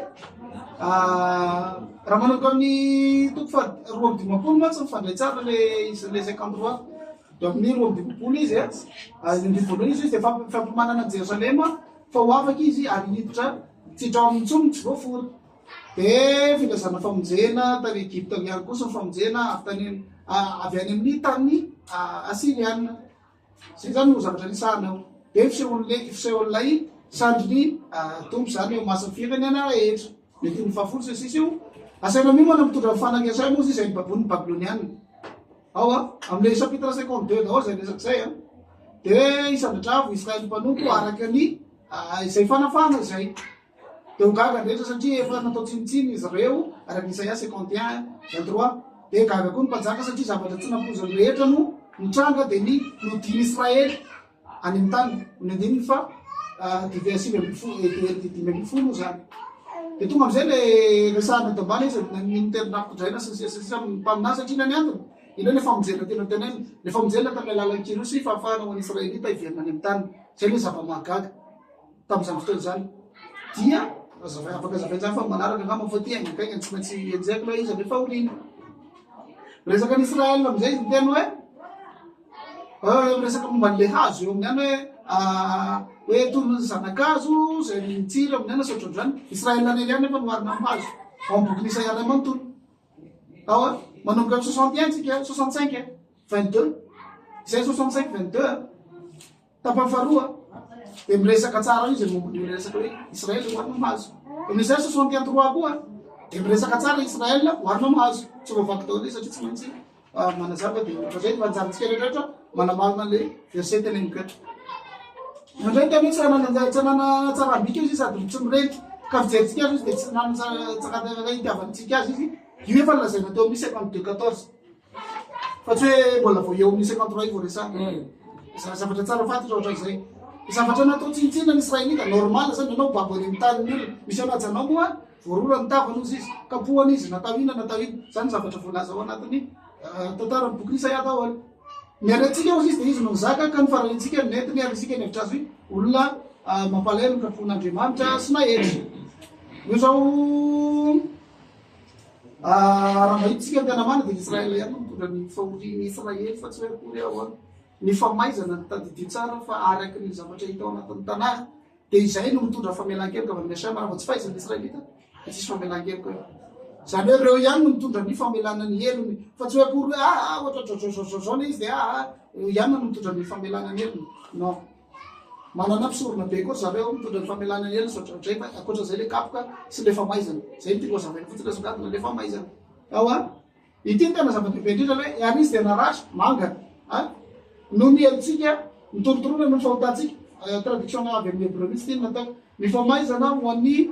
fiadanantsika no natao taminy ary tamin'ny fiafarany de traotray de tsy de tiany tizoko ty motsy le interprétation rabbin fa ho azavakany le izy eto amin'ty Isaia 53 ty raha mijerynareo sefaria ile teny hoe même het lamed zay ny anaran'le racine zany le fototeny dia nadikan'ny kristianina hoe voalefina de rehefa hoe voalefina de ino le fon'le capitaine romane zany dia ao amin'ny sefaria izy nadika ao am'teny français le meurtri ny tena nadikany anazy satria ile naradrana de na hoe mangana de no ampiasay de blesseny ny nandratrany ny sefaria de mesone mamre hitatsika amin'iny atao zany nadikandra meurtri tsisy nadika mitsy voalefina de hoe voalefina iny moa zany tena marina da dedio tsara tsy ahitana teny eo amin'io teny io hoe eo amin'io le passage chapitre verset 5 io hoe romach ny teny hoe lefina tsisy lefina fa le teny io le hoe het lamedy io zany zay midika ihany koa hoe olona maty na olona naratra na olona maratra be arakaraky zay zany adikana azy de rendrareo adikany hoe voalefina mba tonga anao zay tonga de miteny zany hoe manondro hoe Jesoa zany io zay zavatra zay zavatra isan'ny tsara fatatsika daholo fa raha mijerytsika midikany ao anatin'io bokinisy Ezekela io de ao anatin'io zao tena marina de hoe no afaka dika ohatrany hoe natao tsinitsiny meko lala natao navadika ordinaire satria ny tena hoe hol tsotra zany mitovitoy zay le teny tenao teny sotra betsaka sary anjaranao ndray zany zao no mba miditra ao anatin'le Isaia 53 satria lasa midikodina foantsika ao anatin'le izy fa ny olona efa niandro inona le zavatra resany ny Isaia 53 de minitra farany zany io a de oraikitra ny fanontaniana zany fa de efa miomanina reo zay lina mikasika an'le izy. Araka teneko teo hoe boky hoe samy rehefa namaky any daholintsika ary samy maitsy anjirany io fa raha mahalala ny tantarany Esoa tsika na Jesosy izy ny kristianina tsy misy afa-tsy Esoa ny tonga teo amin'ny vahoaka Israely zay naika apody amin'ny vahoaka Israely nefa naiky tsy tosa mission-any araka ny lazain'ny Isaia 49 ary lasa fahazavana ho an'ny firenena tsy misy afa-tsy Esoa ny tonga teo amin'ny vahoaka Israely mahatony ny zanak'ondry araka ny lazain'ny Isaia 7:10 ny 7:7 haitsika tsara ny tantaran'ny resaka Paka ao amin'ny Exode izay vonoina amin'ny 14 avril anelanelany rivaroa fa zay mihitsy ny nahafatesan'ny Esoa raha mijery ny tantaran'ny Esoa tsika fa kely moniny fotoanatsika de tsy afaka velaparana be hoe amaky ny testamenta vaovao fa tsika rehetra samy mahalala ny tantaran'ny Esoa daholo fa ahoana tsy mahaposible hoe vahoaka Israely ty rehefa tsy possible na vahoaka Israely izy sisany candidat eo Esoa rery sisy ary Esoa rery nantanteraka an'io faminanena io voalohany rehetra tsy mahaposible na vahoaka Israely anazy de miavaka tsara mihitsy ilay mpanompo mijaly sy ireo vahoaka Israely zao ny lazainy raha makitsara tsika elo 9 de hoe fanifongorona eo amin'ny tany velona izy ary mizongoza noho ny fahotan'ny vahoakako zany hoe noho ny fahotan'le vahoaka Israely na tonga n'ty Esoa ty mpanompo mijaly ty io nampijaliana lazainy eo andininy fahavalo io de miavaka tsara le mpanompo mijaly sy le vahoaka Israely makasika ile fijaliana zay niresahany zoky risara teo amaky kely tsika any amin'ny Ezekela 7:30 ny andininy fa 2:20 Ezekela 7:30 ny andininy fa 2:20 ka manomboka am'izay andro zay sy amin'ny avy de iaiky ny taranak'Israely fa izao ny tompoandriamanina ary iaiky koa ireo firenekafa fa ny elika nataon'ny taranak'Israely no nahalasako babo azy satria nivadika tamiko izy koa nanafitava taminy aho ary nanolotra azy rehetra eo amin'ny tanany fahavalony mba ho lavitsambatra izy 4:20 ny fahalotony amam-pivadiany no nanaovako izany taminy sy nanafianako ny tafako taminy izany hoe nababan'ireo Israely reo nampijaly an'ireo Israely reo de noho ny fahotany ay zareo any zay voalazany taon'ny lalàna any amin'ny boky Levitika any amin'ny boky Deutéronome de samy lazan'izay daholo fa raha manaraka sitrapon'Andriamanitra ny vahoaka Israely de ho tahiny raha tsy manaraka kosa de alefa aribaba ary noho ny fahotany natonga zareo ho baba fa tsy noho ny fahotan'ny firenekafo zany ary ataontsika hoe raha baba ary vahoaka Israely baba izy tany tamin'ny Babilôna tany nampijalian'ny Persa ny Grek ny Romana fa olona le mpanompo mijaly eto miteny hoe tondra fahasosanana ho amin'ny firenena izy fa le vahoaka Israely vera ny rababo tamin'ny Babilôna nitondra fahasosanana ho amin'ny Babilôna ve izy nitondra fahasosanana ho amin'ny Persa sy ny Greka sy ny Romana ve izy tsisy fahasosanana mety ngety io raha vahoaka Israely zany no jerevana zany manaraka an'izay ihany koa milaza an'izay eo amin'ny andininy fahadimy fa manaraka an'izay de ambaran'ny faminanena ihany koa fa le mpanompo mijaly eto de mpanompo mandefitra mandraiky ny ampijaliana atao aminy ary ihany koa tsy manohatra fa reha vahoaka Israely ve nanaraka an'izay haitsika tsara raha misy tsika ina nanaovana le fety le anosika ina naza le fety le akalazaina iny Hanoka fa ina ny aton'ny fety no le zavatra no ny valy nataony zareo tamin'ny andro tany Antios ny valy fahatamin'iny natonga an'iny zany hoe reto na vahoaka Israely zay nampanompo heverina zareo reto zany tsy manarakaraka ny voalasan'ny soratra masy zany tsy nandefika zany izy fa mamaly an'ilay valy natao aminy ary tsy manaiky ny fampijaliana atao aminy fa manohatra zay nefa le mpanompo mijaly ahoana izy tsy manohatra moa sisy le izy ary ahoana ihany koa manarakaraka an'izay de voalaza ihany koa fa le mpanompo mijaly de ho faty mihitsy ary avy eo rehefa ho faty izy de mbola ahita fiainana mbola hitsangako velona iza ny tonga teo amin'ny Israely oatra zany tsy soavy maty teo ambony azy fijaliana tamin'ny 14 avril ka nitsangako velona ndray izy afaka pitsony ary zay ny lazainy bokiny Isaia eo amin'ny 9:10 tsy napetrany teo moa le hoe nahita taranaka izy zay fa niandry le fanontaniana le famalina valiny tsara be am'ireny manko zany de zany hoe raha le faminaniana zany tsy mifanaraka am'le vahoaka Israely fa miavaka tsara ilay mpanompo mijaly sy ilay vahoaka Israely. Mbola misy atao maromaro moa zany ny tsy maposible vahoaka Israely amin'izany raisiko fa le fotoanantsika moa kely fa ny zavatra tena haiko anareo zany de ohatra zao. Yesoa irery ihany Jesoa Kristy irery ihany nanatanteraka ny fahamarina izay maty tamin'ny 14 isana maty ny zanak'ondry araka ny voalazan'ny bokin'izy hitoko fa 7:50. De miditsy tsika zany amin'ny famotinana 2 minitra avy de mamitona 2 minitra ny zavatra teneninao ianao ianao koa 2 minitra de mametraka fanontaniana amin'izay nareo satria misy olona vao tonga de tsy maraka ile any fitina anatin'ny 2 minitra de ia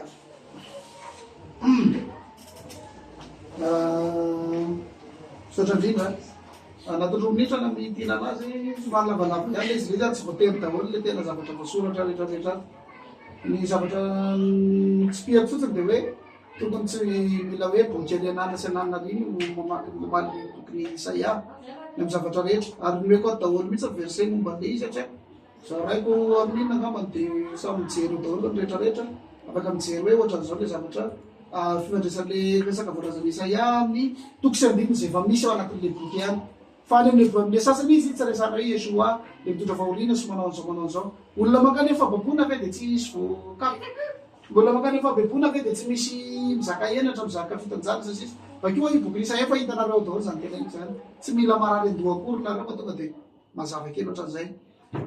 akoatran'izay hoe le mpanompo resahana moa efa nazavaiko teo foana le zay Isaia no nazava azy fa tsy rasy de tsy mety tafiditra mihitsy le resaka Isaia mpaminany no miresaka le momba mpanompo fa tsy rasy de akoatran'izay koa rehefa miresaka tsika le hoe Yesoa io sotraotraotrao voalohany indrindra aloha any anatin'ireo faminanrehetrarehetra miresaka mpanompo ao anatin'ny Israel reny ao amin'io zavatra teneny Isaia rehetrarehetra io de betabe zavatra tsy nataony Yesoa tao anatin'ireo fa tsy haitsika zany miaiky an'izany satria tsika tiany Yesoa ohatra hoe za zany tena marina olona miteny aminareo tany koa hoe ohatra zao vadinao ohatra hoe mpanaratsy vadinao vadinao nefa tena tianao ohatra raha dresanao ana tonga de efa vaninao satria za olona tsy fantatrao akory aona moa ninonao ny tena zavatra ohatran'izay le izy fa vakio le baiboly vakio le chapitre ny teneniko teo avereno eno ty vidéo ty raha ilay de azonareo le zavatra teneniko tsy mila zavatra sarotra be zany zavatra tsotra kely makasika le hoe Israel mitondra nyheliko ny firenena eny mitondra ny heliko ny firenena izy amin'ny alalan'ireo 70 taureaux aterinareo satria 70 nation nateo isan'le firenena zany de zareo mitondra zay ao amin'ny betamikdasy hatram'izay zany de zay fanatra ho an'ny firenena rehetra mitondra heliko izy mitondra ny heliko ny rehetra ianao zany mamitana mihoatra ny 2 minitra koa satria mihoatra ny anazy de mametraka fanontaniana amin'izay nareo zay zany makasika an'le mpanompo mijaly araka ny lazaintsika teo fa Yesoa rery any nanatanteraka an'io efa nylazaiko teo efa nanombo za tena fampidirana fa reo rabay rehetra tao amin'ny jodaisma de samy resy lahatra ny aiky sary nampianatra daholo fa manondro ny Mesia io mpanompo mijaly ao amin'ny resahan'ny Isaia mijerytsika tao amin'ny Isaia toko 2:70 fa le mpanompo mijaly de manana mission eo amin'ireo vahoaka Israely ary reo Israely reo tena tsoniny Isaia toko 2:70 fa mpanompo jamba sady mareny ary le mpanompo mijaly mandeha tokana no manana mission anokatra amin'ny mason'ireo le mpanompo le lazainy io zany Israely fa le mpanompo mandeha tokana manana mission anokatra amin'ny mason'ireo mpanompo jamba Isaia Israely ireo ary ho fahazavana ho an'ny firenena ao amin'izy toko fa 7:70 araka ny efa lazaina teo iza ny tonga teo amin'ny Israely araka ny lazainy eo amin'ny mission an'ilay mpanompo hoe naika anangona an'ireo Israely izay paritaka fa hoanao izy ohatry ny tsy totosa ozy izy le mission foana ozy izy nisa sara fa hoanao izy Andriamanitra mbola zavatra kely foana zany fa mbola ataoko fahazavana ho an'ny firenena ianao mahitsy tsika misy olona avy tany amin'ny hindoisme misy olona avy any amin'ny fanompontsampy misy olona avy any amin'ny tsy haiko inona daholo zao karazana fahotana rehetra zao fa noho ny zay Mesia zay fahazavana ho an'ny firenena lasa nino any Yesoa lasa niala tamin'ny fahalitono lasa niala tamin'ny fanompontsampy lasa niala tamin'ny fivavahana tsy izy ary miditra ao anatin'ilay famonjena na azo an'ilay famonjena izay noentiny Yesoa izay izy maty sy nanolotra any eny teo ambony azo fijaliana araka ny lazain'ny Isaia 53 ny 7 hoe hovonoana tahaka ny zanak'ondry izy. Zao ny lazainy eo amin'ny Isaia 49:1 izao izy ny fanambarana natao taminay ary iza ny nanahionany sandrony tompo. Eto zao atrano zany dia vitany Isaia hoe iza ny ino an'ity reto zao tsy mino misy amintsika koa mety tsy mino nefa nazavaina le izy fa Yesoa maty teo ambony azo fijaliana araka voalaza teo 4 marina tokoa fa nariantsika ny netiny ary ny fahorintsika ny vesarany ary sika ny jery azy olom-boasazy nokapohan'Andriamanitra sy nahetsy kanefa izy no lefonina no ny fahotantsika fahotan'izany antsika. Dia vahoaka n'Isaia tsy le Israely ve no ny fahotan'ny Israely no nankapohana sy nampijaliana anazy eo amin'ny 7 nampahoriana ilay mpanompon'ny tompo kanefa nanetry teny ka tsy niloba avakory tahaka ny zanak'ondry hoentina hovonoana maty tahaka ny zanak'ondry ilay Yesoa tamin'ny fotoana fanoana zanak'ondry dia isaky ny 14 abiba amin'ny takariva ary maty tamin'ny 14 abiba takariva izay Yesoa zay soratsika rehetra. Vidiny zany ny fanazavan'izy mirahalahy amin'ny 1 sy fefany zao maro fa tonga any amin'ny 1 sasany zany fanontaniana satria mbola misy satria somary tara vao nanomboka dia fanontaniana zany any Ramse zany dia atao fofolo izy dia mahitsy dia mamaly izy ao anatin'ny 2 minitra nareo mamaly fanontanian'olona ray fa tsy hoe 10 minitra zany dia anany koa zavaty kely le fanontaniana reo avy manko mbola misy izy anankiroa zany dia le fanontaniana 4 minitra zany fanontaniana apetraka amin'ny ilany dia 4 minitra fanontaniana apetraka amina zany hoe sady misy fanontaniana 4 minitra zany teo 5 mandritra an'izay zany dia misy fanontaniana apetraka amina ihany koa anatin'ny 4 minitra. Dia zao zany zao zay ametraka fanontaniana aminazy zany dia mandritra 4 minitra nareo manao an'izay dia avy eo miditra amin'ny zay ametraka aminan'izay mandritra ny 4 minitra izy no mandray ny lera ihany. Izy zao nametrahana izy zao nametrahana voalohany.